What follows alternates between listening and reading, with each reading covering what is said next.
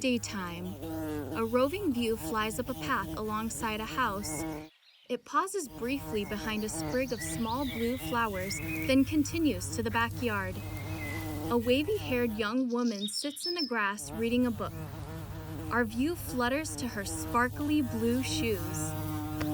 She clicks them together and we fly away to settle in the grass. As she looks at us and sings, animated figures appear around her. Sometimes I imagine that I would like to be a knight in shining armor in a castle by the sea. A cartoon resembling her wears a suit of armor.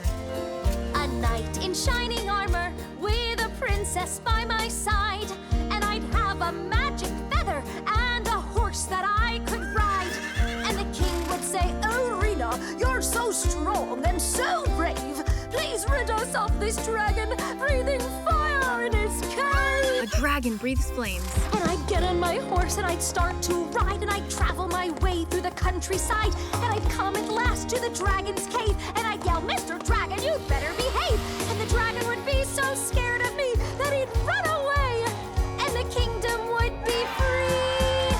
And I'd tip my hat. Imagine that. Imagine that. Imagine that. She blows us backward, then lies on her side in the grass. Sometimes I imagine that I would like to be a daring, bold explorer sailing far across the sea. Her cartoon stands on a ship with two sailors. I'd set out on a sailing ship to find a distant land. I'd gaze across the ocean with my telescope in hand. And the captain would say, "Rena, there's a big storm drawing near.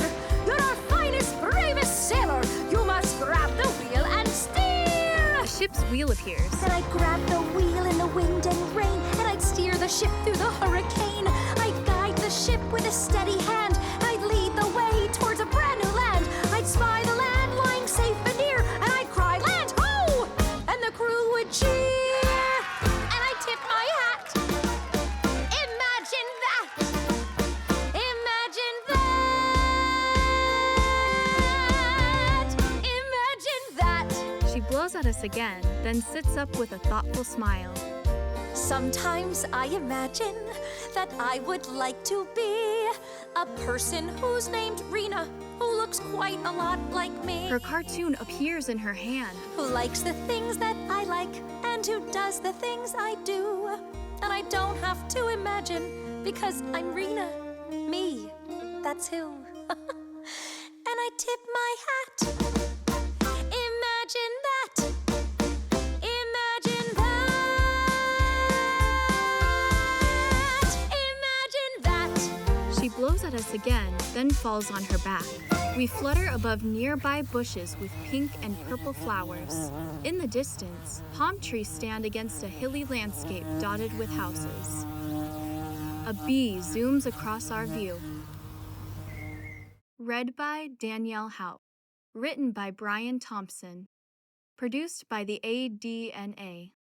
Quality control by Melody Goodspeed.